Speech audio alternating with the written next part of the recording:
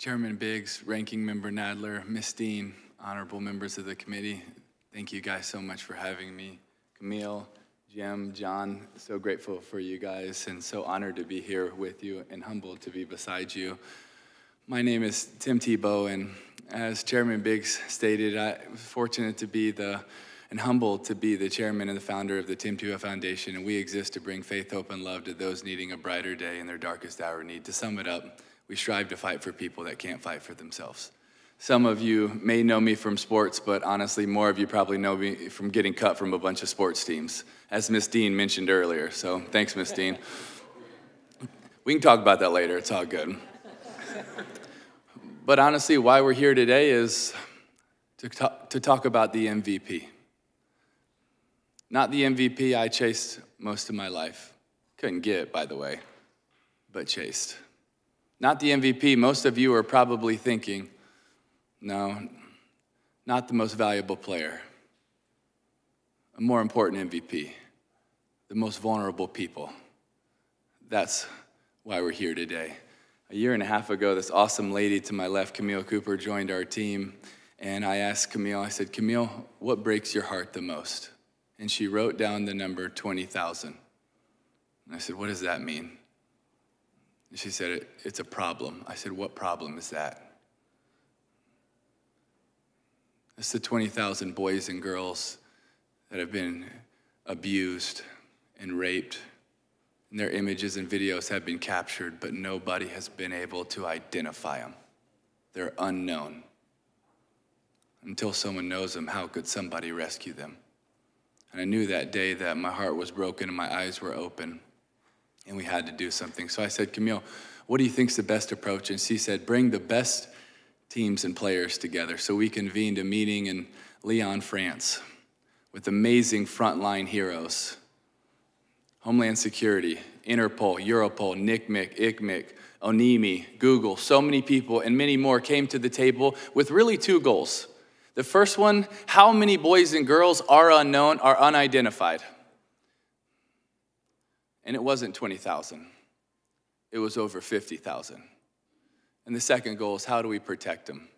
And that's where Operation Renewed Hope was born, led by HSI just a few miles away from here, and so many partners from around the world. And in 15 days, they were able to identify 316 boys and girls. 316 boys and girls.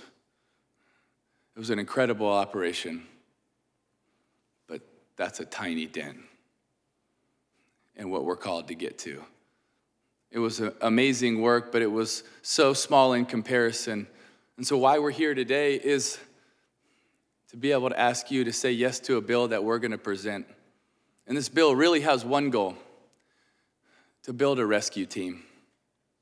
Because there's so many frontline warriors and heroes, but there's just not enough.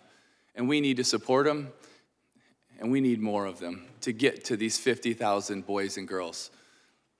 So this bill is strictly to create a rescue team that has the funding, the support, the training, the technology, so that they can get to these 50,000. You know, I've had the privilege of playing for a lot of sports teams in my life.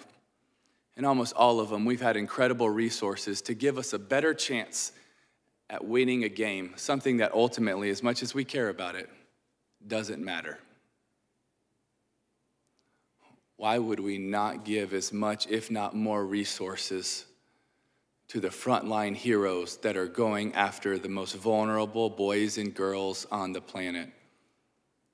You see, when Operation Renewed Hope identified that 316, and out of all those that were rescued, more than half of them were right here in the U.S. And when you extrapolate those numbers, that means that there's thousands of boys and girls that are starving for hope in our backyard.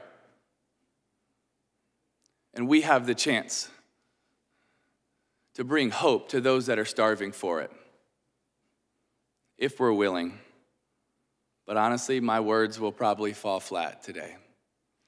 So instead of hearing from me, I would rather you hear from one of my heroes, a young girl who went through extreme abuse for 7 years, and almost every night she got raped for 7 years. And in the middle of her abuse, this is what she writes.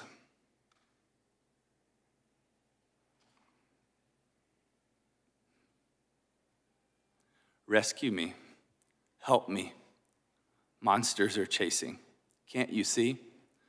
Monsters are whispering, can't you hear? Monsters are shouting, you're nothing. Can't you feel my pain? Monsters are pushing. End it all, just jump. Can't you hear all the whys I'm asking? Monsters are laughing. You're all alone in this. Can someone please rescue me? This girl and thousands of boys and girls just like her, they're calling out to you and to me. And how many times in my life have I missed the call? Have I missed the mark? Unfortunately, too many. But would today be a day that we wouldn't miss the mark, that we would hear her cries, that we would hear her call, and we would answer the call? Because every single one of those boys and girls is worth us answering the call and doing everything we can so that they can experience the faith, hope, and love that they deserve. Not the bondage and torture that they're in right now. I believe if we build that rescue team, we will have a chance of getting to every one of those boys and girls. I got a message last night from a girl who has been rescued, and she said, "Thank you so much for speaking up for us." And it was humbling to get that. But if all we do today is speak, if all I do is speak, I also miss the mark. We have to do more than just talk about it. We have to act on it and be about it. Thank you for having me, and God bless. Thank you, Mr. Tebow.